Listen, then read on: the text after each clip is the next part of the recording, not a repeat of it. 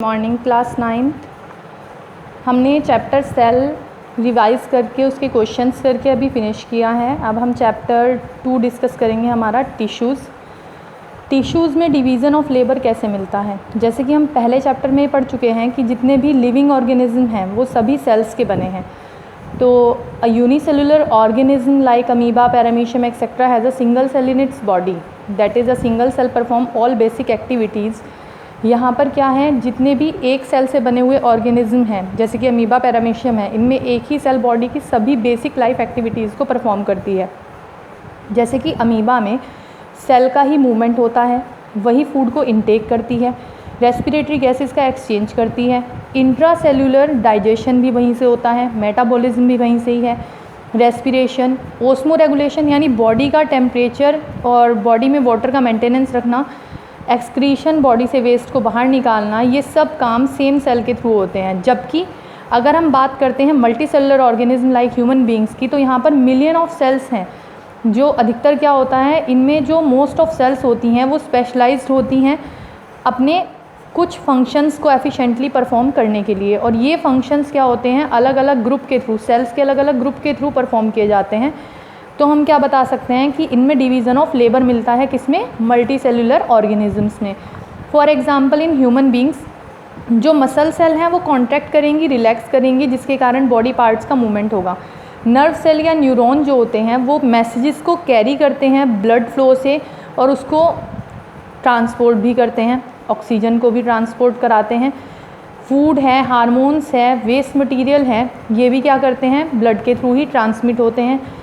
और इसी तरह की कई एक्टिविटीज़। इसी तरह से जो प्लांट हैं, प्लांट में जो फ्लोएम की सेल्स हैं वो सिर्फ फूड कंडक्ट करती हैं, यानी कि लीफ से प्लांट के अदर पार्ट तक फूड को लेकर जाती हैं। तो आप क्या कह सकते हैं कि इन सेल्स में भी ये जो स्पेशलाइज्ड फंक्शन है ये देखने के लिए मिलता है। और यही सेल आपस में ग्रुप्ड हो जाती हैं और बनाती हैं टिश्यू। टिश्यू का मतलब है आपस में बुन जाना, यानी कि वुवन।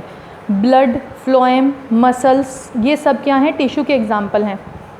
अब जो टर्म टिश्यू था उसे सबसे पहले बिचेट ने दिया था 1792 में। ये सबसे इम्पॉर्टेंट चीज़ है। स्टडी ऑफ टिश्यू को कहा जाता है हिस्टोलॉजी, क्योंकि हिस्टोज का मतलब है टिश्यू और लोगोस का मतलब है स्टडी। अब जो मैरी फ्रैंकोइस जेवियर बिचेट थे, इन्होंने 1771 से 1802 में ये एक फ्रेंच एनाटोमिस्ट और पैथोलॉजिस्ट रहे हैं। इन्हें फादर ऑफ हिस्टोलॉजी भी कहा जाता है, क्योंकि इन्हीं के वर्क से हिस्टोलॉजी स्टार्ट हुई थी। लेकिन इनकी जो वर्किंग थी वो बिना माइक्रोस्कोप की थी। बिचेट ने 21 टाइप्स के एलिमेंट्री टिश्यूज़ को ह्यूमन बॉडी के ऑर्गन्स से सेपरेट किया था, जो बॉडी को बनाते हैं। फिर मार्सेलो मेल्फिकी ने 1628 से 1694 में इनको कहा गया फाउंडर ऑफ हिस्टोलॉजी, क्योंकि इन्होंने हिस्टोलॉजी को फाउंड किया था। जो टर्म हिस्टोलॉजी था वो दिया था मेयर ने 1819 में।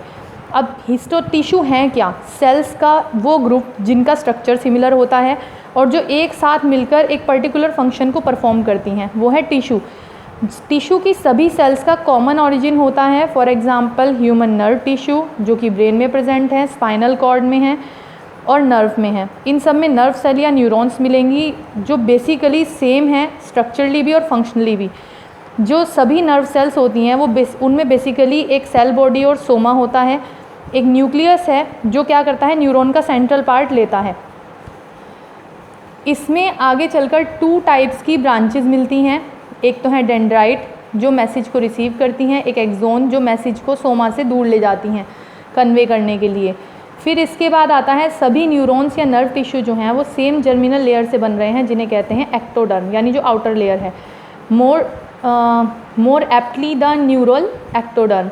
अब इम्पॉर्टेंस क्या है टिश्यू की, क्योंकि फॉर्मेशन ऑफ टिश्यू जो है वो सिर्फ डिवीज़न ऑफ लेबर लेकर आता है मल्टी सेलुलर ऑर्गेनिज्म में।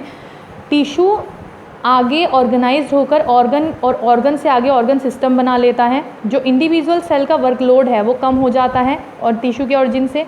इसका रिजल्ट ये होता है कि ऑर्गेनाइजेशन बेटर होने लग जाता है और हायर एफिशिएंसी मिलती है, यानी ज़्यादा काम होता है। मल्टी सेलुलर ऑर्गेनिज्म में हायर सर्वाइवल भी होता है। ये है जो मैंने आपको अभी बताया न्यूरॉन, इसमें ये है सेल बॉडी, ये एक्सोन है और ये इसके बाद आ जाता है इसके सिनेप्टिक नोब्स। तो आप पहले इतना करें अच्छे से रिवाइज़, फिर हम रिवीजन करेंगे इससे आगे के टॉपिक का। Thank you.